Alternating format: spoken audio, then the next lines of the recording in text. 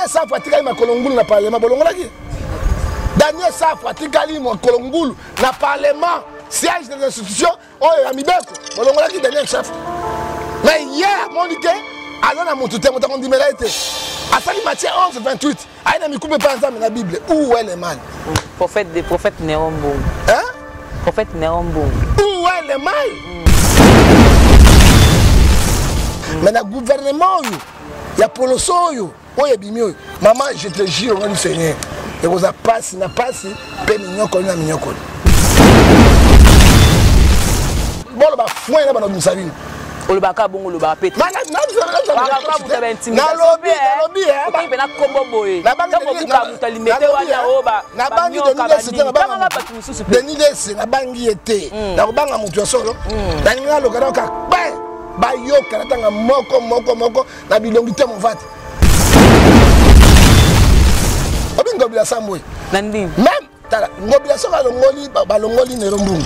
Accusation de stabilité.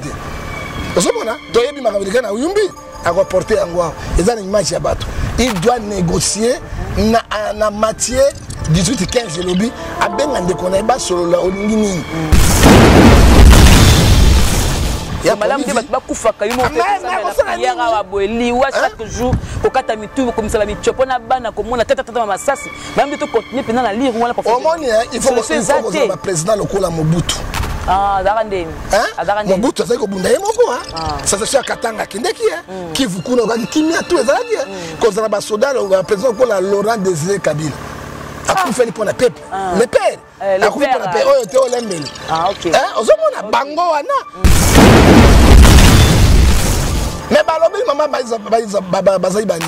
Batie ya environnement. Atara makako na banjoko. O mine bukana na banjete. Mais ministre premier batoyo. Batoyo. Non. Maman bazai bazo mériter ministre intérieur. OK. Ou bien ministre de défense nationale. C'est une dame de fer.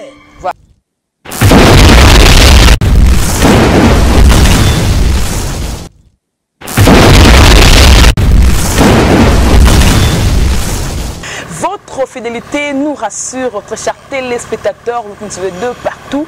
Eh bien, bonjour ou bonsoir, ça dépend de l'heure à laquelle vous allez suivre cette émission. Bien, j'ai le plaisir de vous savoir nombreux, très chers téléspectateurs. Je suis Jemima Idé, les gros bébés de la presse congolaise au Bolinara Mingi Boutalanga par rapport à Mikolo, tant que nous avons Yambela Kabine, prophète John Gifa, vous aurez matière et surtout quand il parle à Dofumo, la Batebele, mis sur le plan politique, social, comment est-ce que Maram Ekosim Batala. Aujourd'hui encore, je suis avec lui. La John Gefade et puis la Congo Victoria, beaucoup de la émission Ola. D'abord, je dis merci beaucoup à Guissolo qui est derrière la caméra et aussi merci beaucoup à notre boss. JB Koumalou, le vrai pétrolier de Dallas. Merci à Moïse, le prof, pour le montage. Image. Le sujet est aidé par rapport au gouvernement au Ebimi. Et puis, émission qui est le chef de l'État. Par rapport à la guerre réseau le Cana Est, réponse au le chef de l'État qui a coupé ça et c'est comme si solution exacte pour la côté qui vient là-bas Est et puis la menace autre comme cause on a téléphone la bande décollapse à Brazzaville to fond pas sujet belé et ce gouvernement oyo ezali gouvernement qui zoba tout à fait le gouvernement oyo ba peuple ba sepeli nango et puis qui est malin voilà je suis avec le prophète du peuple Gisolo Soko Fungolanga avec le John Gifato Sola prophète bonjour hein. Bonjour maman gros bébé. Gros bébé. Ce qui a commis gros, na libère la maman, il y a songe mutu libère la maman. Bon là mais là peut libère la maman nanga dans la soirée mino. Oyebaka. Na yebaka ko. Ko la pambola to banda no sambo. Émission lelo to za ba pangani sango. To finga ka tête to funga ba to mémoire. Il faut to ba être na mboka na biso. Presse dali 4 pouvoir. Voilà. Motoko défendre la biso te et puis faire sabango. Na dai prophète du peuple. Et ça pour na Congo te na lobera même ngele. On va même noir ya kufa ki États-Unis na lobera Afrique.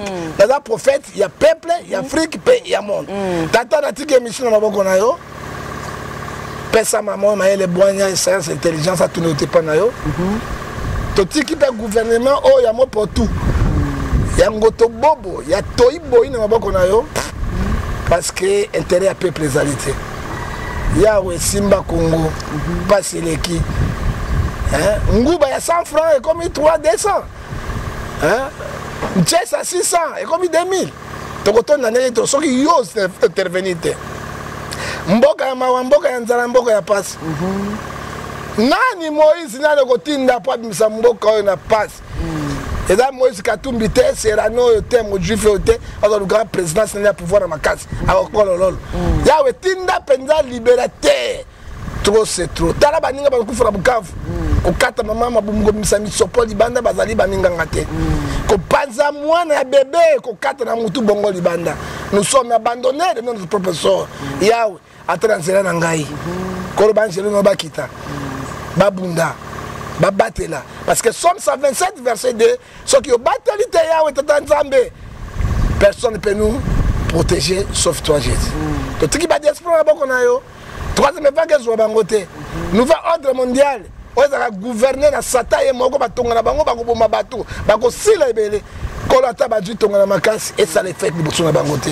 parce que bino bokangi yango ekangami bino bofungoli tala ba diaspora batela bango balesaka biso balatisaka biso balesaka biso bakundaka pe biso soki bango bakoti na crise misala ekufi biso tokobika te batela mabota na bango batela pe bango sunga bango yawe pesa ba continence africain esprit également la famille na bango ba ibinde bango ba ibi ba oité peuple yo sur la souffrance Afrique moko centrale ou Afrique du Maghreb awazana sengo bazate c'est pour les intérêts yawe yo tindaki biso to bato banyokola ka biso ba président africain oyo yawe Ecclésias chapitre 3 verset 1-4 chaque chose à son temps kolobanda na biso be suki na biso na pamboli émission yo na kombo na moto mosuté na kombo na tata pe na mwana na molimo santu amen amen le prophète du peuple poto banda pende émission prophète du peuple le sako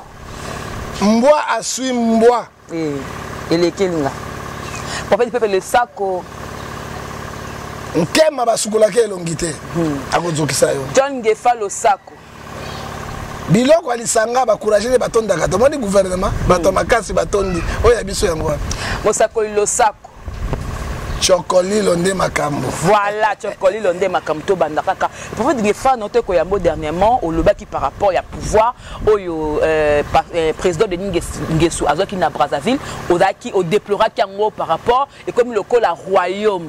Mais ba menace ezwami balobi ke plus jamais na vie na yo longola Brazzaville na mutu. Oko onyataka le sous Brazzaville te. Brazzaville Washington. Brazzaville de France Paris. Dans la Brazzaville. Il a payé. Mais qu'est-ce que je peux faire à Brazzaville? À faire quoi? Hein? Bino bolingi vérité te? Hein? Pourquoi bino bolingi vérité te? So na kana Brazzaville te. C'est pas dans Brazzaville. Et là on est dans mboka na par rapport à Brazzaville. Hein? Maman, oyebi vérité, hein? Ça blesse, hein? Il faut dire la vérité. Nous les Africains, toujours Afrique centrale. Je vous donne l'exemple. Un président qui a 47 ans de pouvoir, il a un royaume, attends, il a 32 ans de pouvoir. Là, on ne doit pas parler. Un président qui prend le pays en otage, ça c'est un gestion. Ce qu'on a pointe noire, Yewana, Port, Ye, Basoda, Ye, Biloko, tout Ye, Pertoble, Ye, Diamant, Ye, Kobat, Ye, Bambang, on a banque centrale, on a Ye, après ça, c'est normal. Jusqu'alors, Brazzaville, Bandako, la tôle. Jusqu'alors, na Brazzaville, ba quartier monsieur ezangi mai. Mais le président ba paka du mal. Le Cambote ba ngoni ya minene. Obi o ezangi na mpila, obi ndenge ezalaki. Il faut dire la vérité. Un président qui prend toute la population en otage avec sa famille. Hein? Ya lingi opposante. Opposant nyonso, il faut kufa. Il faut kende. Le Cambote qui m'a béni pour ya kolela. Kolela kufi mort normal. Hein? Parce que Kolela aussi fait le ministre de Sassou.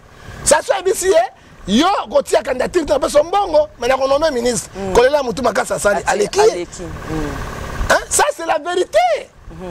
Congo Brazzaville, bino bolobi yo Mobutu tolongola Mobutu. Oh, Kabila le père à Tioli. Kabila le fils 18 à Tamoli. Hein? Révolution ba Congolais biso Zaïrois, non ya bino keseni. Voilà. Parce que Sassou c'est petit Dieu. Il y a une République à Congo Brazzaville.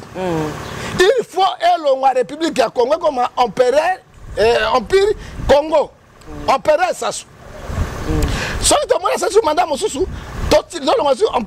empire, et comme un royaume, il y a Brazzaville, royaume et Congo, hein, roi, c'est Sassou Nguesso.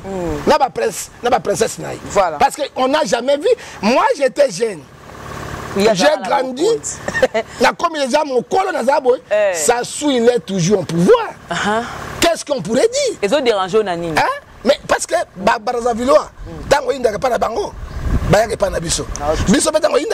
Donc nous tous sommes frères. Capitale le plus reproché du monde.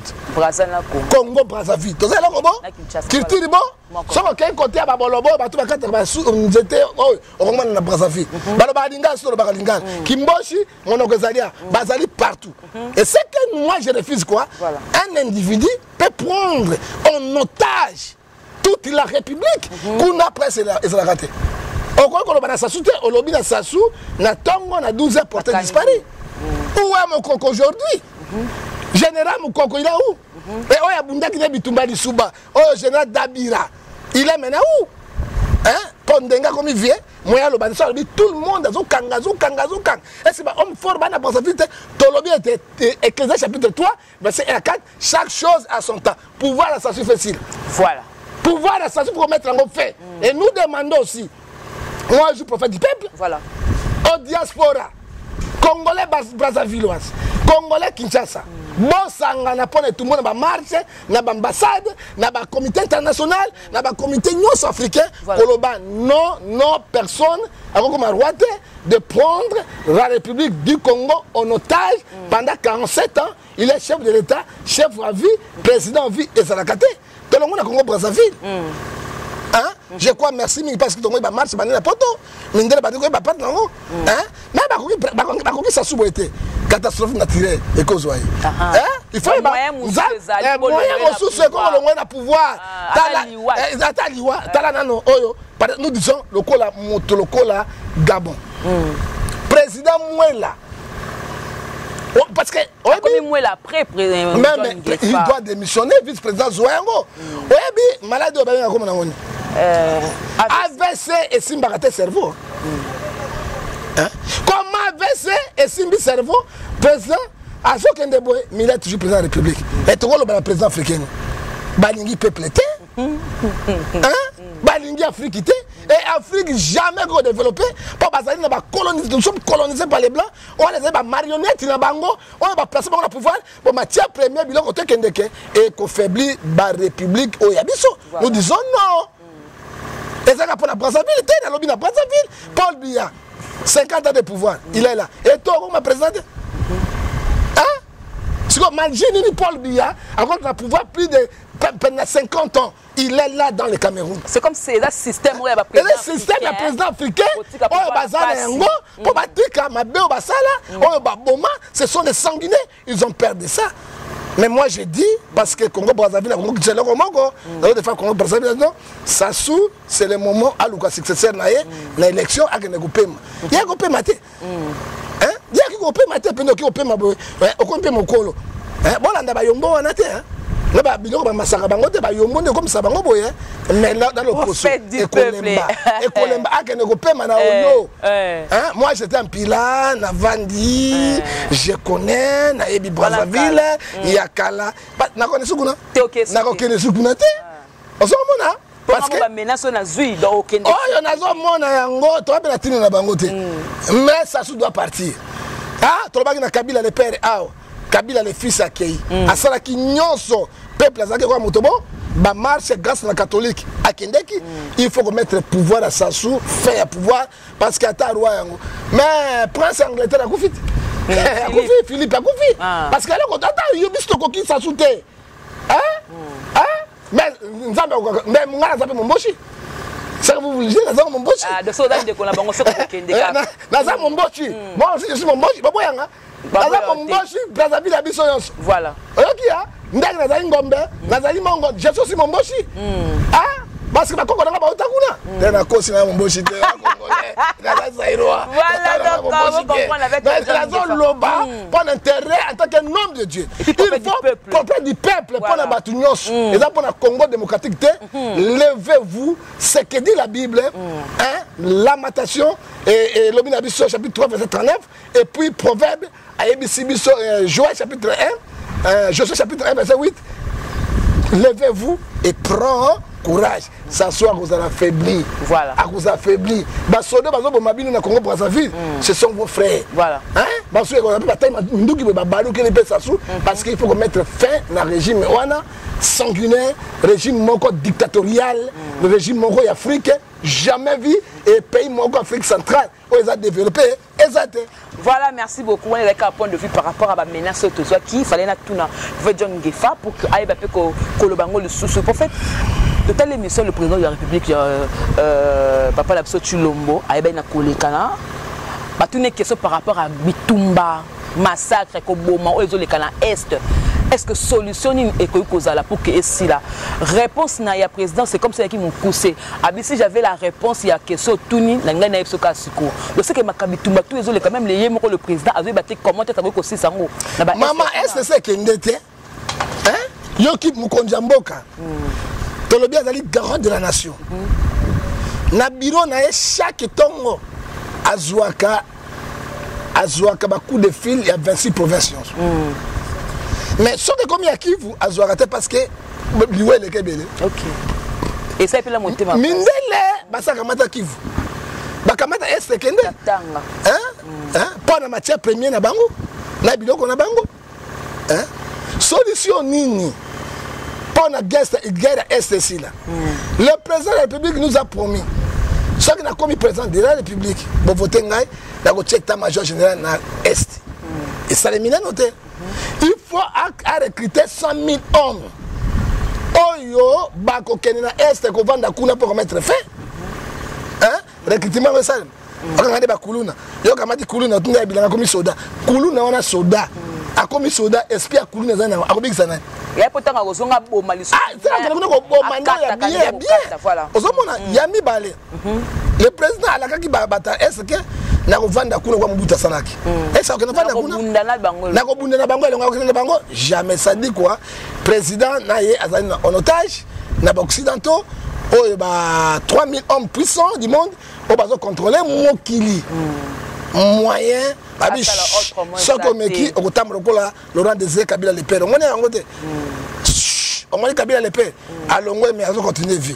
Entre vie la mort oponi wapi. Ya madame de bakufaka yumo pesa yanga wa boeli wa chaque jour kokata mitu comme ça la michopo na bana komona tata masasi. Même de tout continuer pendant la lire wala pour il faut que le président lokola Mobutu.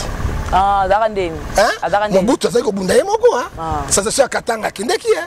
Qui vous kuna ka kimia tout ezalaki hein. Cause na ba soda le président ko la Laurent Désiré Kabila. A fait pour le peuple. Le père. A fait pour le peuple. Oh, tu es l'embelé. Ah, ok. Hein? Ozomona bango wana. Ba imeri Patrice Lumumba. Mais Kasavubu. L'embelé.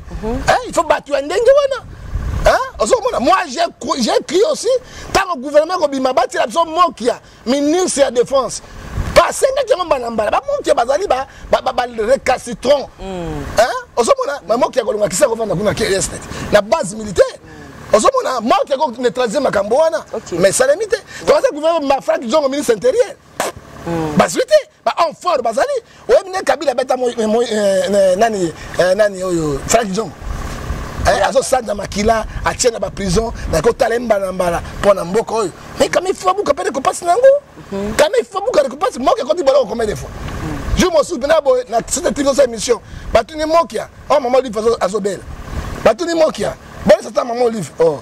Ah bah bon santé na bi. Bon santé na santé maman livre. Kabila kangi moi ke bolo ko libel. Kaka na studio. Mokia kitaka ta okitate. Bakangi. Kaka na studio likolo. Ba ko zo boloko. Voilà. Atala bato ko ba mokia. Baza bato baza ko ba esprit ya Emery Patrice Lumumba. Quand même tout ça peut esprit ya bolingo. Ya ko reconnaître même ça bazo sala. Hein? Et moi je crois et ça va faire que gens na bande ko musu ba en opposition ko kamwate parce que babunda du Congo peut ba bénéficier bato babunda kate et l'autre côté ba vandi kaka boy bango bazo lia et pas la peuple les ali wapi. Donc presque ko le ba boy c'est que gouvernement e bimi le prophète John Gefa yo CP na ngoti. Banda e bande na ba ki premier ministre et bon son nom. Hein?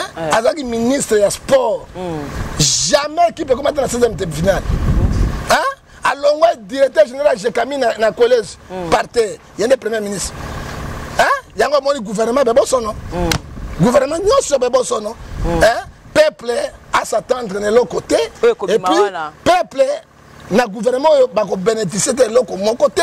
C'est pour les intérêts propres et personnels. Mais tant que vous avez découragé déjà, peuple, non, vous avez dit tu sais qu'elle dit Mouloumba, le pauvre, que son âme repose en paix. Voilà. Bah nommé qu'un premier ministre, il qui tient un gouvernement fonction.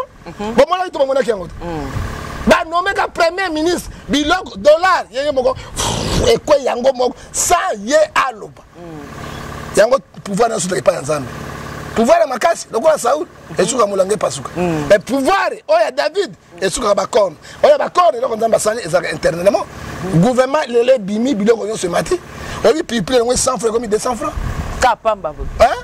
Kamba. On se monte maman. On dit quoi, on a 500 francs comme si 800 francs. Hein? On dit ça va se coller comme 1000 francs. Les coques 600, 800. Et mati dans les vides. Et mati na façon nini. Na façon nini na likambo nini. Ça dit quoi? Baboy gouvernement. Peuple en espoir na ngote pour ebandeli nango ezaka to benga poloso aboti pelengendu aboti ikpaketele boti mokboleya ekobota toyi boyi ekobota nini njobi pe njobi ekobota nini frondondo geste di memo. Prophète Ndungefa, il y a la bateau, mauvaise foi, comme d'accord déstabiliser. Maman a fait F Bazaï, Zong c'est image à Kala. N'enga le bako travailler jamais là na. Kota ngana moto na te. Maman F Bazaï ba. Zambe tala ngoti ko mutakala siko pe na okima mbango ni. Pardon. OK? Hein? Dala na au moins me contacte moi na ngaya na longoli awo. Bako déstabiliser, la parole s'envole les écritures restent. Un homme politique, Tikala na droitier na yo. Est-ce que Ibama Bazaï Bawana Saïre, l'homme comme président de la République? Parce que c'est madame de fer. Maman Bazaï Baba Bundi Nani, Bemba na bolongo 10 ans. Kabila Salignon soit sombani à Sombaki Bato. Elle est toujours fidèle. Bemba ya Kouti MNC pendant un temps. Grâce à maman. Maman Bazaï Ba, Azoloba. Maman. Oza Makasi. Na kosala mokolo moko te na ba mibi wana gouvernement mibi. Lelo zonga na gouvernement mibi. Maman on a décevoir biso. Mais ba nommé ko nommé. Asenga kité ba tie ko tsa la boy. Soka la vrai démocrate ko boya. Bon nommé Faulu ça Rosal. Bon nommé Moussitou ça Rosal. Hein? Maman Bazaï ba andimi na bo pété. Ça dit quoi maman? Et puis ministre, ministre des Affaires étrangères, il y a environnement. Ministre, il y a intérieur, poste à cause de ma casse, il y a environnement. Amara makako, na banzete ne bazoka na poste na. Mais là mbongo, tu étais wala ba kosala ma bébé. On a besoin de ministère mbongo, finance. Oui, mon dit finance, Nicolas Kazadi. C'est l'ami du président, conseil spécial président. Hein? OK ba poste à madame, ba budget. Bah économie, bah fait étranger. Au Zogango, bah ministère aussi maga puissant yango wana. Hein? Un ministre intérieur, patron bah gouverneur nyonso. Et puis sécurité, sécuriser bah ministre wana. Mais bah lobi maman bah zaibani. Bah tie environnement. Atara makako na banjoko. O mine bukana na banjete. Ben vice premier ministre batoyo. Non. Maman Bazaï Bazo mérite ministre intérieur. Ok. Ou bien ministre de défense nationale. C'est une dame de fer. Voilà. Ah, maman Wana, on a besoin de poste na mi balé yango wana. Mais ba moni soki to tie boye. Babi, ba makako na parc Virunga. So akay ko na bête pour les massage ngai. Ba tie wa. Ça dit quoi? Maman de se voir biso. Hein? Oh, il y a du moins poste bien, il y a budget.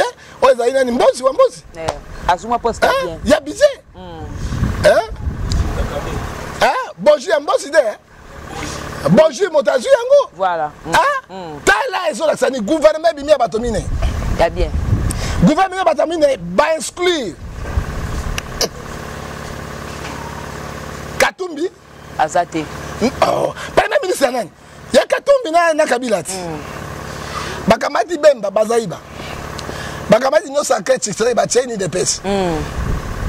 Alors bande ko na biso lokola ba Frank Jong ba bokisi bango les na loko batanga bato batanga belese belese ba traite ya kala ya mabe ya mopoto mbikaya le zonga kuna utuko sukre balongo lié po ya kanisaki soki asali boye akei ezo la sani 4 wana basangani biso ne to na élection présidentielle 4 na bango ba misa moko azo. Voilà. C'est ça le problème. Il faut un peuple congolais pour faire la mise sur la bino parce que toke sikoyo na politique Autriche mais toi ba été l'union à Autriche.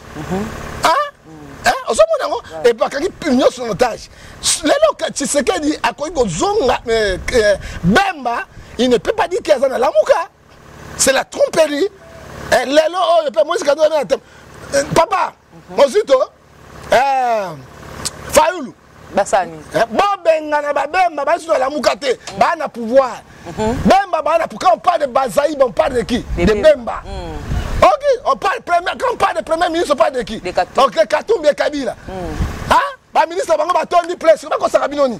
Ba yena infiltration. Au moins il est sacré et on pendant pas ni mingi ba kene ba zo poste. Donc on ba kololi. Il est central. Bilonde ba kundo. Bo kase balé na posanguba. Boko zindate boko bolo lolo. Tout la musique Guillaume Meloni vim.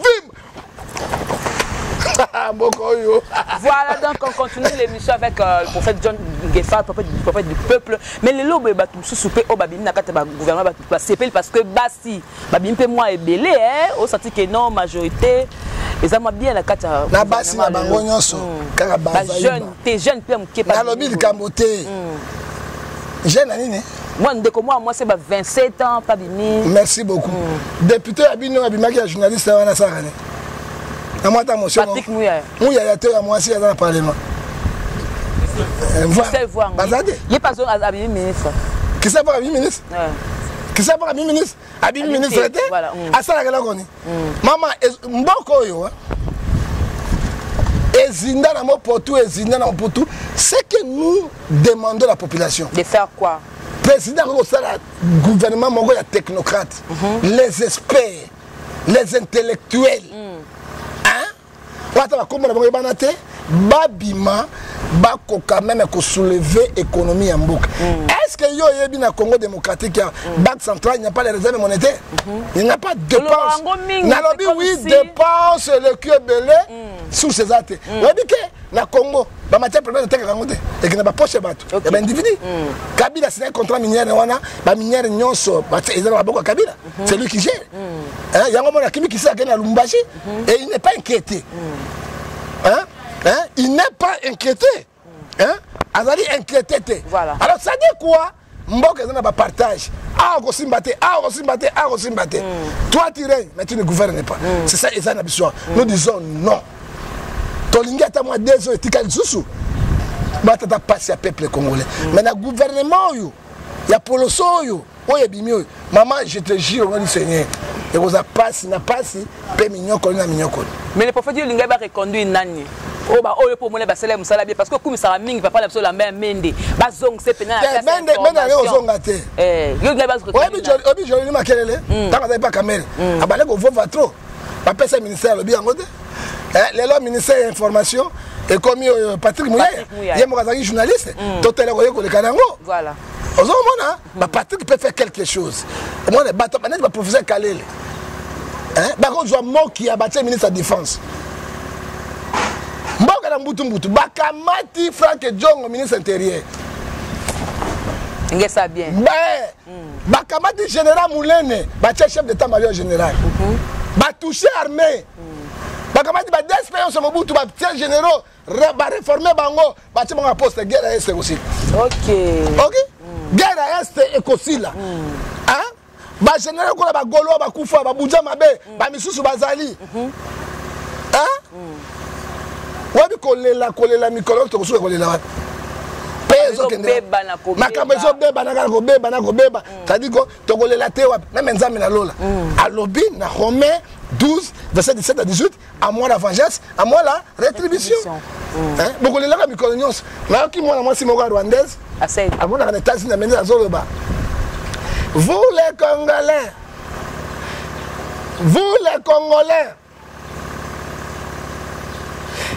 Laissez-nous tranquilles. Bon, moi, les gars qui, laissez-nous tranquilles. Un pays comme le Rwanda ne peut pas coloniser. En tout cas, Congo, c'est vous-même, maman. Yo, bon, c'est que 16 millions de hommes, les Barandais, ça dit quoi? Même la diplomatie, tout ça, voilà. Hein? Même la diplomatie, tout ça, ça dit quoi? Les pays est en otage. Ils allaient naïo, totalement. L'article 63, il y a constitution pour défendre Mboka Nabiso et Mboka Bakoko, tout ça, Mboka Moussouké. Voilà. Merci beaucoup. On continue vers la fin, même vers la fin de cette émission.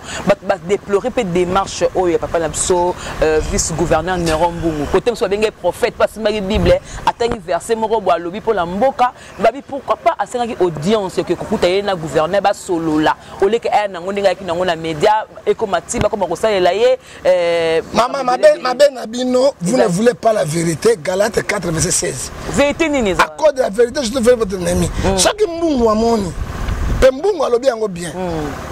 Tout dans le parlement. Voilà. Provincial. Oh, ils allaient corrompus. Voilà. Il y a quoi si yango? Mbungu alobi bananga na kota kuna. Na mona elo côté. Toli kambote. Nazali étiquette. Aba réunion tata oyo al contre ba réunion stratégique té. Aba beng sakaete. Babeng Sagaïté, voilà. Ça c'est l'autre côté dans cette étiquette. Mais lobby va désigner l'article 26 de la Constitution où elle est mal. Le quoi papa Moussou a un bon directeur de cabinet, il y a gouverneur, il y a comme on a une vice-gouverneur. Et ça l'a caté. Hein? Tant qu'on dit qu'on ça les miboy. Parlement de Robin a deux gouverneurs. Ce parlement est corrompu. Qu'est-ce qu'il est au juste? Bayoki bango. Bakabo ni attribution na bango. Bakaboli attribution na bango epai na bango. Oyo tikalabo, oyo tikalabo. Soki ko kite ministre affaires intérieures akobenga bango. Soki ministre affaires intérieures azale compétent, article 69 de la Constitution, le président de la République est le garant de la nation, symbole de la République. Il est comme ako convoquer bango, mibale ako pesa toli pe ako kabola bango.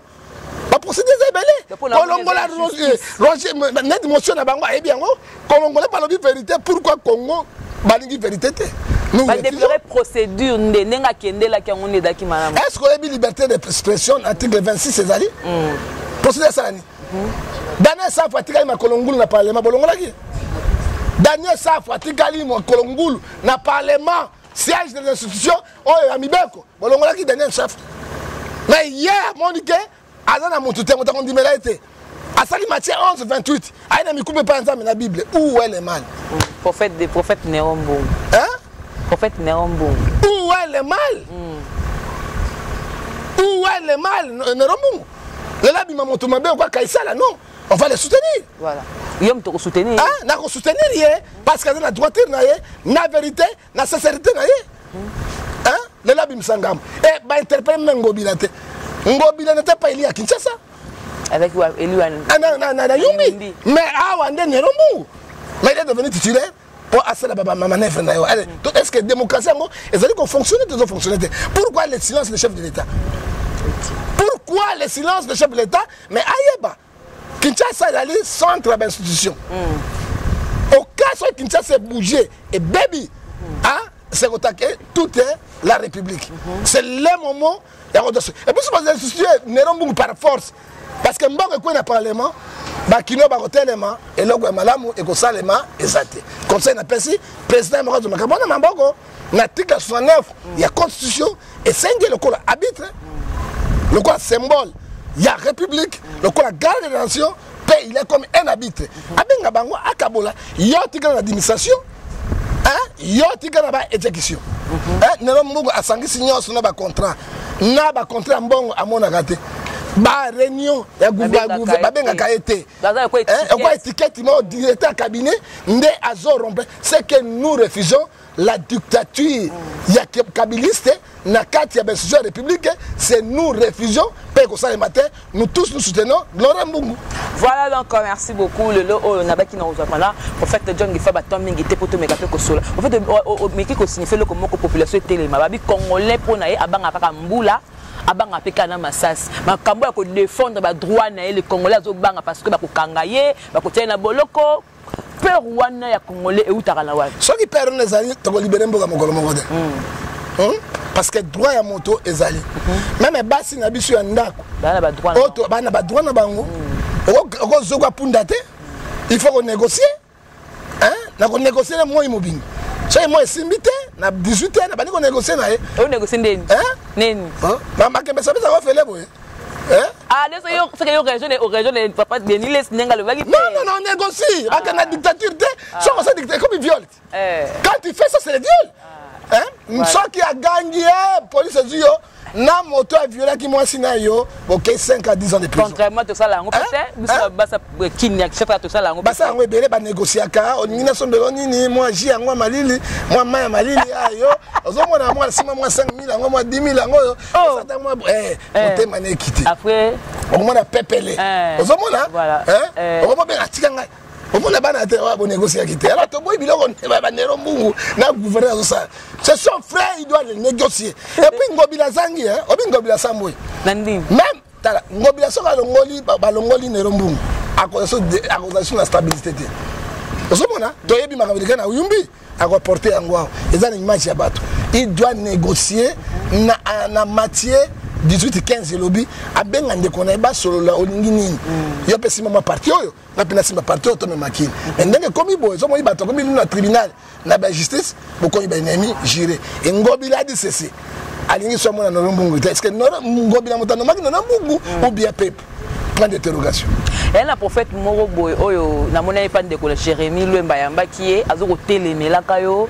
pour dire que yoza nani ko yaka ko bimisa mabe ya ba prophète est-ce que yoza saint ya prophète ité abandoki Jérémie Lwemba ayamba kabango centre bandoki nde ya ba prophète et pas généralement je dis ceci moi je ne suis pas saint yoka différence nga prophète wana nga Nazaraki réparateur le 24 novembre il y a ba montre ba calculateur technicien ngai motate ngai lo banzambi dola débrouillard quoi nazaki na atelier moto ndeke ndate ngai lo banzambi OK hein tango John Elumbi azao Kabila le fils tant ça bina ba histoire soit des réalités Eric bazo pas la biso na bandana na baluba 185 c'est ngai nde na zo ba zo na kare o tia bango litoi na comme na pasteur te matoi na bana Kinshasa bazo boya pe bango bazo boya Kabila bazo boya pe John Elumbi bazo boya pe bazo dingala bango mabe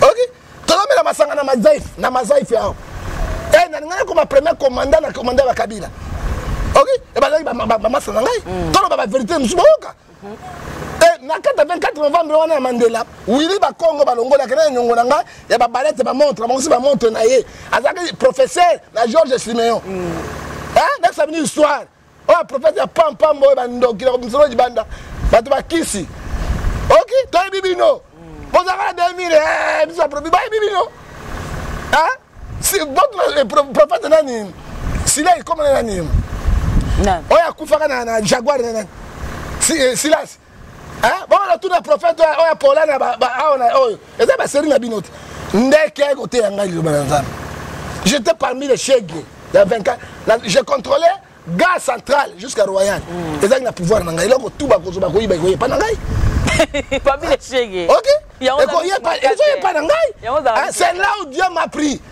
bon tu na wili ba konga na ba ngomba na ba so bi ba tule bon tu na te wo tu na wili ba konga longo wana osomona nazaki moyi biti bazo bomisanga ndeko bomisi mais nazaki mayele nazo samisala nazo pesa na sale ambassade nyonso biloko na bango maître John c'est moi hein c'est là où Dieu m'a pris là boy ba histoire te maître John c'est moi OK hein bato ba histoire wana te c'est là Dieu m'a pris tanga ben ngai bisingai tu seras grand na ko tia bible na mutu na yo constitution okoloba vérité pe okanga ba tranzana mokolo ba lokuta na koboma yo ngai ndeka te nga mutu te donc ndeka bongo lo ba ka vérité na ba ka vérité si vérité ça bien telemela nga na mission ba Jérémie Lwemba Jérémy demandé centre.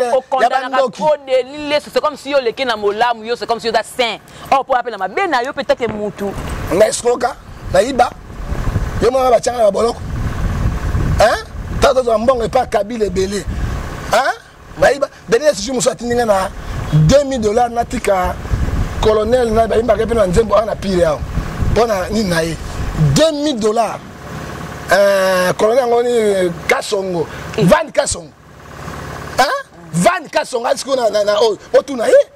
j'ai pris l'enveloppe, na zui moto. Et pas colonel Vache Katongo. Na combien Van Kasongo? Oh mon colonel ça va. Na province qui hein? Enveloppe appelle sur moi. Attends, la bengi donner c'est combien autant. Na zongi, personne peut le faire. So la qui moibi, la bi mbongo to pas Kabila, na ben de ngata 1000. Et ça. La tienne poche ça, non ba to zo mbongo pas Kabila. Mais je n'ai pas fait ça. Voilà. Donc je suis pas sain. Nazana mabenanga, mais na besoin défendre ma valeur. Hein? Denis na condamné kaité. Denis grâce à lui que ngal lo dans la télévision. OK. Na lo baka yango na kuwanga na été. Na ibi bola munaye. Menteur na yo, menteur. Ouais, na ibi bola munaye, c'est lui rébellion no salelo, c'est lui qui m'a formé. Rébellion. Hein? Mais rébellion spirituelle. Ah, okay. C'est la rébellion spirituelle. Okay. C'est lui qui m'a informé.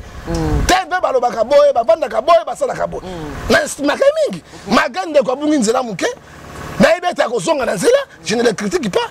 Je ne critiqué. Parce que critiqué mais ça est vérité.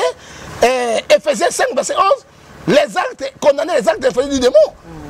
Tant que n'est pas héritier. Pourquoi qu'il n'est pas et pas aller à mon autre côté. Mais qu'on gagne non, aller monter dans Nzambe, à coup fait déjà. Mais qu'on gagne un moteur dans les bungas zoyés. Monter on me dit souvent. Maman, on m'a dit pendant que gagner mon tolérant Nzambe a soumis sur internet, tu peux prêcher mon tago chané mon thème makoya. La église n'a pas de ndumba ou bakata njoloko. Tozana ba bandi, tozana ba tu ndenge na ndenge ba yoka lilo ba bongo. Ça tu le ba makasi. Ozomona to boy système. Ozomona et puis de quoi la besoin de comme on a wana c'est à la chef de confession religieux. Il y a NRC. Il y a plus de 20 000 églises simanaye. Hein? Mais je te dis plus de 20 000 églises simanaye. C'est un chef spirituel à même niveau que ba Kakenza banani. Allez écoute mukuna pas mukuna na confession religieux à la plateforme.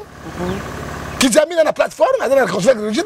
Allez chef religieux. Tant de moi monter na libunga to tika keneka. Mais on le voit à la télévision pour les combo ça les réunions te bo bengi se pasteur boité ou bien to changer to voter mutu na place na yo. Akoyoka yo. Ba yoka ka batute. So mukuna ka biso. Mais quand la prison. OK. Ce sont les orgueilleux. Hein? 1 Pierre chapitre 5 verset 5. Ce sont les orgueilleux. Mais monsieur Nabiso Zanine, tant que nous avons bayokaka. Tant que nous avons bayokaka. Un bonjour. Nous avons bon golaye. Azonga nanzela parce que nous avons ngala liwa ya batu mabete. Mais yo le pas Jérémy, on va nous critiquer ngai. Yo mona nga baskokeli. O mona ba kisi na binu. Hein? Ba kisi mo dans Selemba, o mona nga kuna. Kolala ba cercueil. Yo la ba cercueil, o mona nga kuna. Hein? Kolala kana bibiembe. Bokana mama ya mo bafuti mbongo motakufi, je pas si okwa bino boso motakufi, il faut bina mbangu ba bête ba former biloko ebele parce que soko lali ka boyo comme tabis petit moko mo mia bien ya. Na ba 20 heures ba kotio o beti njobi. Et si ozi biloko na bango. To bimisa biloko na bino. Ba to akisi. Hein? Pourquoi professeur moi si à la calcia blé, à la soutien vision T. Yo kanga na zo biso na zali expert na makamboana. La vraie prophétie c'est la parole de Dieu. OK? Nous prophétisons paix, nous connaissons paix. Ata Yesu ye moko o asala mokili asakola boité. OK, asakola boité, ce sont les magiciens. Hein? Ce sont les grands charlatans. Hein? Ils ont la mission à Jérémy Louemba. Nanga batanga na wana. Au moins, bilongi na va cacher. Hein? Il y a comme une référence à Yamabato Mabé alors. Non, il y a un journaliste. Non. Lui, il fait son travail. Ah, ok. C'est quoi pas de. Au moins, il va là au Jérémy, ça va barater. Alors là, ça va te montrer misala na.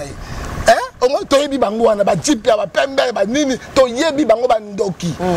Ba to ki bolo ba foin na ba no musabini. Olubaka bongo olubaka pete. Na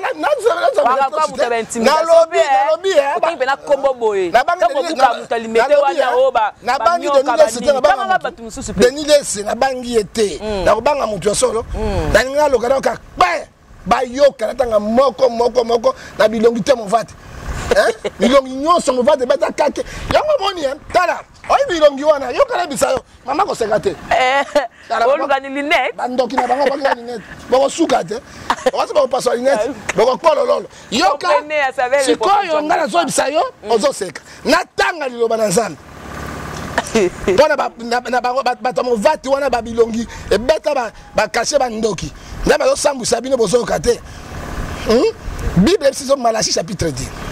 Oyo ka Bible lobi. Ngai te Bible. Et dans la parole de Dieu. Bible dans Malachie chapitre 2. Verset 1 à 3. Maintenant, je vous donne l'ordre au sacrificateur. Si vous n'entendez pas, si vous ne prenez pas en cœur de donner mon gloire, dit l'Éternel des armées, j'enverrai parmi vous la malédiction. Aujourd'hui, comme la TV, Internet, la prophète, la malédiction. Yoka. J'enverrai parmi vous l'égarement d'esprit, personne ne peut vous sauver. Voilà. Et je maudirai vos bénédictions. Voici, je détruirai vos semences. Semences, c'est une beauté. Semences, c'est une mbongo na yo, biloko na yo. Ba ko beta matolo epai ba diable. OK. Ba ko kene matolo, wala tu eza matolo. Ba ko beta matolo epai ba diable. C'est pas na ngai te. Pas Philippe matolo. Yo kana bisayo. Voici, je détruirai vos semences et je vous jetterai des excréments au village. Nako bois que la bino nyai to poulou poulou na bilongi na bino les excréments de victimes que vous avez sacrifiés. Alors, il y a des ou bien poulou poulou. Et puis, poulou poulou, mon corps solo, zawana, nabilongi, nabino. C'est Dieu qui parle. Alors, Tokei, dans Jérémie 23, verset 1 à 4. C'est la parole de Dieu. Tokei, dans Jérémie. Parce que quand les prophètes parlent, ils parlent avec les passages bibliques. Qu'est-ce dit la parole de Dieu? Malheur aux bergers qui détruisent, dispersent mes troupeaux. Le prophète est censé. C'est pourquoi, ainsi parle l'Internet Dieu d'Israël et Dieu du monde, si les bergers qui pèsent mon peuple, vous avez dispersé mes brebis. Quand on a un concert, l'Itabembo, mon bombo, et ça le quoi nini? Au dispersé, au limité, ma bonne ma chrétien zoki. Qui capole en dakene kokune pa. Y'a mon côté basé belé, basé belé. Toi là mon sous à côté de la boîte de nuit. Ah na selembao. Attends comme on appelle l'église à Mounene. T'es content à te. J'ai pas l'inga mon miga baba chel. Ok, yoka maman. Vous avez dispersé mes brebis. Vous l'avez chassé. Vous n'avez pas pris soin d'elle. Okay. Voici, je châtirai de vos méchancetés, de vos actions, dit le Seigneur. Abina robet abino, pena robimisino polele, abaction abino mabe, oelobi nzambe. Bandeko liloba nzambe wan. Tondimi yango. Voilà, tu comme vraiment na souka de kongefa pour te souki ça problème ni oyo zalaka na ngobé relation nous allons on évangile Roger Baka. Relation. Bon, nous sommes bon, pour ça tenir la relation telle quoi il y a l'endele. Parce qu'ami fidèle les alendele, moi je suis pas. Et quand il parle fidèle au Jérémie, c'est normal. C'est normal. Jérémie quand n'est pas ma dernière c'est la pasteur ma bébé il a mis fidèle là. Ah OK. Jérémie ça comme ça là. OK. Jérémie quand il va passer ouais ma bébé. Voilà. Moi je préfère être l'ami de Dakumuda. Dakumuda ouais. Pasteur Dakumuda. Newman. Hein, Newman. Christian moi le lendo père mukena. Parce que il faut abongwani ya solo songa ndimi mutu na ndimi mais moi le lendo na dakuma de moi muke bata pembete le lendo za bango muke baby bango ozomona na lingi nazala ami le coffre m'appelle chaque temps oui ami ya mona bade ya nzambe molongo limasumu c'est qui là Carlito nakolinga bami ya bato ya boy ozomona mais nalingi ba faux prophète te ba faux pasteur te ba deningoni koti kangate Jérémie koti kangate le na de désert koti kangate ya lingi balinga bato mabe Jérémie ambaka bango na bango kana ba kusuti ozomona alors bazawana pour ko séduire bana na nzambe mama Yesu ba critiquer kaye je préfère ba critiquer ngana ko la émission wana ndeko soko c'est réel na monique longi na yo oko samba ko la mbonga kala ok hein oko samba ko la mbonga kala bozola na bango pona mbongo mbongo na bango ya magie mbongo na bango na portefeuille magique ba bimisanga na ba cimetière na ba wese na ba douche ba ko sacrifier bino bozo kufa na ba Christ ba pasteur bosiliti hein bozola parce que bon eloko nzambe te quand quelqu'un parle du nom du Seigneur yo boko ça sima pour appuyer quand ils veulent les détruire que dit la Bible na Mokanda na acte 5 39 hein ouais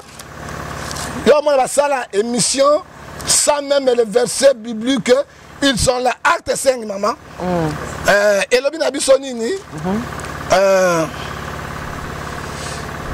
39 hein acte 5 je crois 5 39 je peux Zelana talango Nokia wa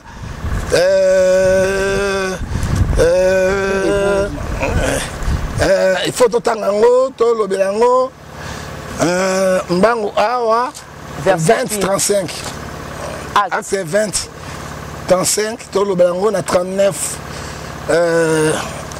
acte et koki mangaite et l'objet n'a pas de s'il vient de Dieu, personne ne peut le détruire. Ne courez pas de risques après avoir combattu contre Dieu. Je vous ai montré de toute manière qu'il faut sauter les faibles. Rappelez-vous la parole de Dieu lui-même qui a dit il n'y a plus le bonheur à donner qu'à recevoir. Voilà. Donc c'est la parole de Dieu. Il faut ce qu'il veut. C'est pour cela la Bible nous dit 2 Corinthiens chapitre 6 verset 17 sortez au milieu de vous et séparez-vous dit le Seigneur. Amen. Alors relation nous sommes les frères tozaki batumoko tosololaka tozaki batumoko tozaki ko défendre les doctrines moko mais moto azana nzela na ye c'est que akona bisayo yango bato komi na suka un dernier mot ce qu'on appelle na bana nzambe oyo bazolando mikolo yo mo ba mbote pesa ya moi bien bon lelo pona yo na kopesa bana mbote te na pesa mbote kana Sassou Nguesso na famille président Sassou Nguesso empereur Sassou Nguesso na pesi parce que vous avez un empire na pesi mbote esili et l'homme mbote zataka Jésus-Christ l'homme de Galilée soko dingo zwangai 00243 89 610 49 41 au go dans 00 oui 240 243